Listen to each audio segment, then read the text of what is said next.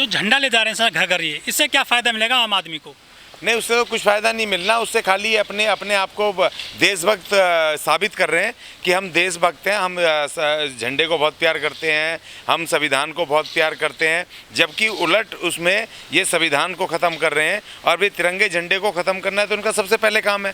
अभी आरएसएस ने अपने जो उनकी जो आरएसएस की जो ऑफिशियल है फेसबुक है, आज का तो मुझे पता नहीं, अभी तक जो सवेरे तक उन्होंने तिरंगा नहीं लगाया अपनी उस पर ID ऊपर, उन्होंने DP नहीं चेंज करी है, ना ही अपने सोशल मीडिया की कोई ट्विटर या उस पर नहीं चेंज किए उन्होंने।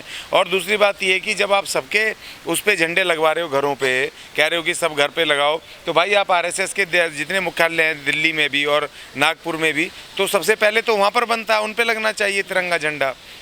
तो हम ये मांग कर रहे हैं कि भाई पहले आप लगाओ। और तीसरी बात ये हम ये मांग कर रहे हैं कि भाई आप संविधान को एजुकेशन का हिस्सा बना दो, उसको वहाँ पर अनिवार्य रूप से, चाहे वो सरकारी स्कूल हो प्राइवेट स्कूल हो, संविधान को अनिवार्य रूप से पढ़ाना ये उसका कानून नियम बना दो और उसको उसमें डाल दो, उसमें सिलेबस में डाल दो। ये हमारी मांग कर रहे हैं, ठीक है जी। और तिरंगा को दिखाना प्रतीकात्मक है, आपको दिखाने की ज़रूरत नहीं है, आप तो रोजगार शिक्षा में दो, संविधान को लागू करो। तिरंगा तो हमारे दिलों में, हमारे मन में है। तो जिस तरह तिरंगा यात्रा कर रहे हैं, इस तरह तिरंगा भी खतरे में है।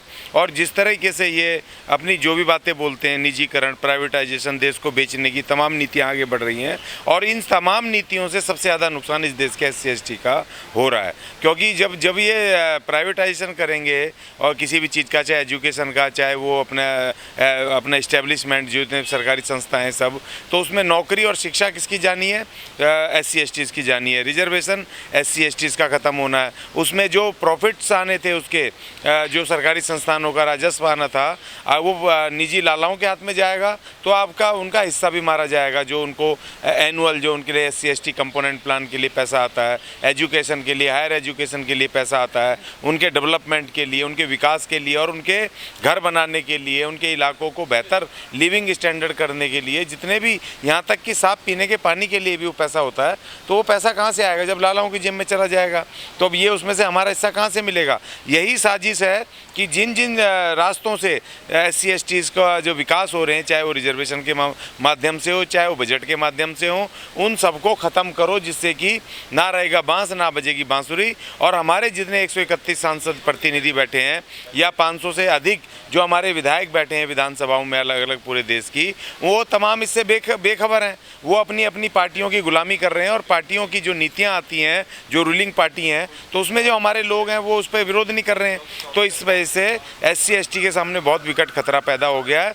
और इस खतरे के लिए एक ही बात है कि इन तमाम जितने भी ये हमारे प्रतिनिधि बैठे हैं, इनको छोड़ करके आम जन में हमारे जाना चाहिए, SC STs के बीच में, नौजवानों के बीच में, महिलाओं के बीच में, विद्यार्थियों के बीच में और बेरोजगारों के बीच में, और उनको समझाना चाहिए कि भाई आज आप बेरोजगार हो तो इसके कारण ये है, और आज अगर आपको काम नहीं मिल रहा है, आपको इसमें हिस्सेदारी नहीं मिल रही, तो उसके ये सरकारी नीतियाँ जो हैं उनकी ये खामी है, उसके लिए हम उनके बीच में जाना चाहिए।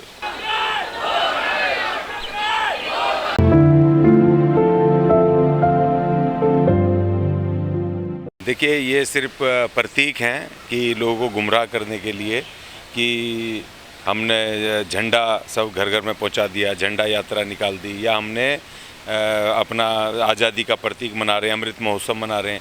अब देखिए, जब ये नरेंद्र मोदी जी जब 2014 के अपने चुनाव प्रचार में थे, तो इन्होंने अपना नकली राष्ट्र, अपना लाल किला बना करके उस पर कहा था कि राष्ट्र नहीं बिकने दूंगा, राष्ट्र नहीं झुकने दूंगा। अब वो जैसे ही ये जीते, तो सबसे पहले इन्होंने उसी लाल किले को बेच दिया, जिस लाल किले पर नकली लाल किले का सेट लगा के इन्होंने ये बातें बोली थी। मोदी जी ने खुद कहा था कि 2022 तक हम पूरे देश में जो गरीब आदमी सबको हर मकान दे देंगे, हर परिवार को, और किसानों का दोगुना कर देंगे। अब वो हर घर झंडा तो दे रहे हैं, लेकिन मकान क्या लगता है मिल के सभी गरीबों को? सर, मैंने जैसे कहा ना, उन्होंने नकली लाल किले का सेट बना करके टेंट का, उन्होंने उस पर कहा था मैं देश नहीं बिकने दूंगा, देश नहीं झुकने दूंगा। और जब वो उन्होंने प्रधानमंत्री बने, तो उसके 6 महीने के अंदर अंदर सबसे पहले वो लाल किला ही बेच दिया। तो ये जो कह रहे हैं उस बात को मत सुनो, जो ये कह रहे हैं उसका मतलब उसका उलट करने वाले हैं। अगर इन्होंने कहा कि हम किसानों की आय दुगना कर देंगे, तो इन्होंने किसानों के लिए कानून बना दिए थे, उनसे वो ज़मीनें छीनने की वो बातें कर दी थी। और अब तो इन्होंने ऐसा कर कर दिया कि मजबूरीवश, क्योंकि किसानों का महान आंदोलन चला, ऐतिहासिक आंदोलन, उन्होंने कुर्बानियाँ दे करके इनको वापस तो करवा दिया, लेकिन ये पीछे के खाते से इन्होंने उनके ऊपर ऐसे हमले करे कि उनको पानी के भी, आपको पता है पानी के नलों पर इन्होंने वहाँ पर गांव-गांव में वो लगा रहे हैं, बिजली के मीटर लगा रहे हैं, उनसे बिजली वसूल कर रहे हैं और ये उनके ऊपर इतने टैक्स लगा दिए हैं। और जबकि उनकी जो यूरिया वगैरह पे सब पे इतने टैक्स लगा दिए, कितने महंगे हो गए कि उनको लाले पड़े खाने के, उनको डबल छोड़ो, जो उनको सिंगल मिल रहा था वो भी नहीं मिल रहा। जो इन्होंने कहा था सबके मकान बनवा देंगे, तो ये सबके मकान छीन रहे हैं बुलडोजर से। आपने देखा नहीं किस तरीके से उनके सबके मकानों को ध्वस्त किया जा रहा है। अगर कोई आदमी क्रिमिनल है, क्राइम किया है, तो उसको सज़ा मिलनी चाहिए, उसके परिवार को, उसके बच्चों को क्यों मिलेगी? और दूसरी बात, आप कौन होते हो तय करने वाले? एक इल्ज़ाम किसी पे भी लग सकता है, आप पे भी लग सकता है, हमारे ऊपर भी लग सकता है, कोई झूठा केस या सच्चा केस कर सकता है। FIR के बाद ट्रायल होती है कोर्ट में, आप ट्रायल करके सब कुछ कह के कि भैया ये दोषी है, इसको उड़ा दो, तो फिर कोर्ट कचहरी की ज़रूरत क्या है? तो इसीलिए इनके कथनी और करनी पर मत जाइए। इनकी कथनी कुछ है, करनी कुछ है। इन्होंने झूठ बोल करके कि भाई हम राष्ट्रभक्त हैं, हम देशभक्त हैं, हम दिकड़े हैं, फलाने हैं, और हम ये कर देंगे, हम 2 करोड़ नौकरी दे देंगे, हम काला धन ले आएंगे, हम सबको रोजगार दे देंगे, वो सब उल्टे हो गए। तो इसलिए इनकी बातों पर ना जा करके जो ये कहें समझ लो उसका उल्टा होने वाला है। जो ये करें राष्ट्रभक्ति में दिखाएं, जैसे अभी तिरंगा यात्रा की है, मुझे तो तिरंगे की चिंता हो गई, क्योंकि जिस चीज़ को ये ज़्यादा ताकत से दिखाते हैं, राष्ट्रभक्ति दिखाई, वो राष्ट्रभक्ति उल्टी हो गई। और ये निजीकरण के इन्होंने बोला देश नहीं बिकने देंगे, वो मोनेटाइजेशन, प्राइवेटाइजेशन, सारी चीज़ें आ गई।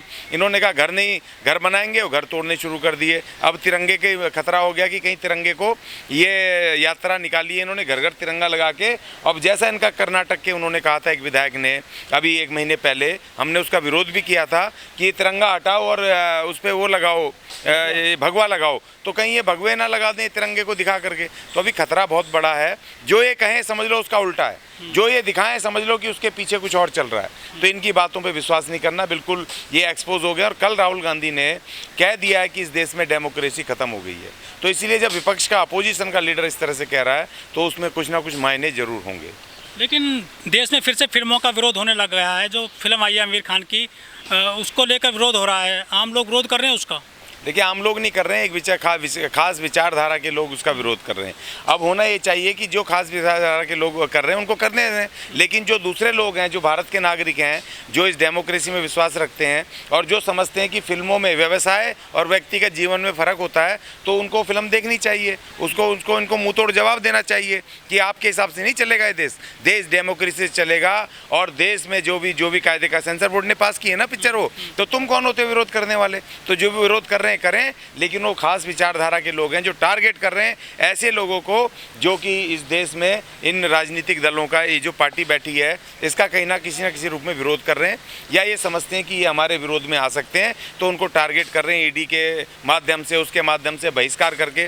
बाबा साहब ने इसी बहिष्कार का तो वो किया था ना, इस देश में जो अछूत अनटचेबल्स, जो आज के SC ST, इस बहिष्कार से ही तो सबसे ज़्यादा, यही तो सबसे बड़ा हथियार है इनका कि उनका बहिष्कार कर दो, उनको भूखा रख दो, उनको राशन मत दो, उनको पानी मत दो, उनको अपने खेतों में काम मत दो। तो अब इन्होंने दूसरा निकाल लिया कि अगर कोई मालदार या कोई एक्टर या इस तरह का कोई इनका विरोध करे, इनकी नीतियों का विरोध करे, तो इनको उसकी पिक्चर मत देखो, उसकी दुकान से सामान मत खरीदो, उसके मॉल पे नमाज पढ़वा दो, उसके ये कर दो। तो ये इन्होंने निकाल लिया है। इसके खिलाफ लड़ना पड़ेगा उस देश की उस जनता को जो भारत के संविधान में विश्वास रखते हैं, जो भारत के नागरिक हैं और भारत के एक नागरिक को प्यार करते हैं।